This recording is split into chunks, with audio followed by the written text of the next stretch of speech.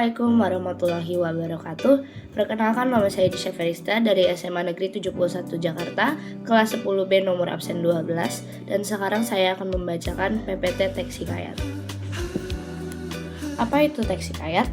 Teks Hikayat adalah karya sastra lama berbentuk prosa Melayu yang berisi cerita rekaan, keagamaan, historis, atau biografi, dan seringkali dengan unsur kesaktian dan kemustahilan. Struktur teks hikayat ada 5. Yang pertama adalah abstraksi, yang merupakan gambaran besar dari cerita. Bagian inilah yang akan dikembangkan lagi menjadi beberapa macam peristiwa. Setelah itu yang kedua ada orientasi, yaitu merupakan bagian yang berkaitan dengan beberapa aspek, seperti aspek tempat atau latar, waktu, dan suasana. Orientasi membantu cerita hikayat agar mudah dipahami pembaca dan menarik. Yang ketiga ada komplikasi. Komplikasi merupakan urutan kejadian yang mengarah pada puncak masalah. Pada bagian ini, karakter dalam cerita hikayat akan menghadapi konflik.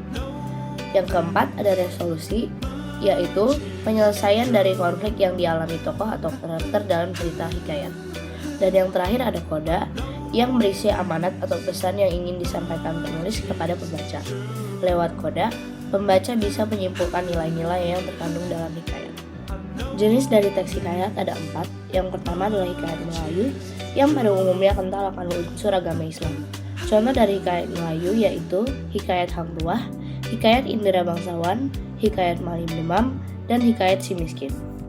Yang kedua ada hikayat India, yang memiliki ciri khas yaitu memiliki unsur keagamaan, yaitu agama Hindu. Kisah utama dalam hikayat Hindu yaitu cerita Sri Rama dan Mata Broto. Dua kisah tersebut berkembang menjadi hikayat lainnya, seperti hikayat Pandawa 5, hikayat Perang Pandawa, dan hikayat Bayat Budiman. Yang ketiga adalah hikayat Arab Persia.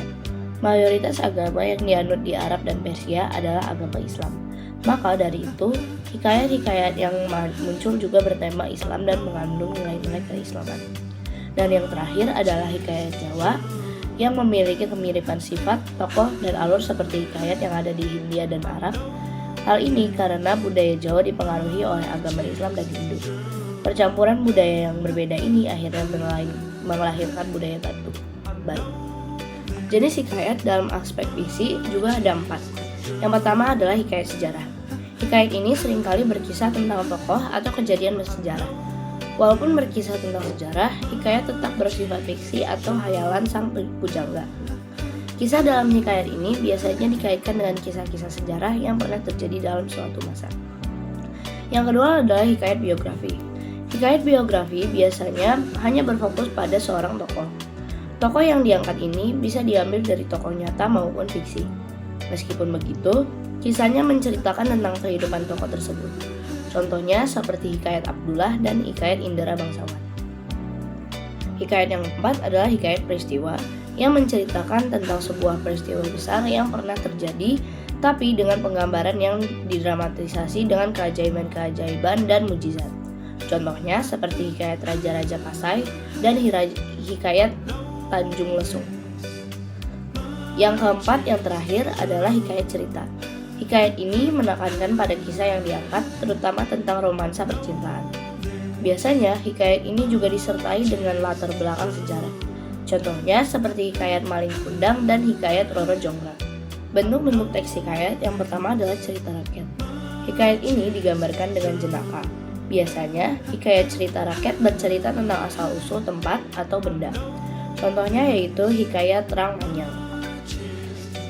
Yang kedua adalah hikayat roman. Hikayat roman berisi tentang kisah cinta dan kisah rumah tangga. Misalnya, hikayat Putru Gambak Me. Yang ketiga adalah hikayat epos.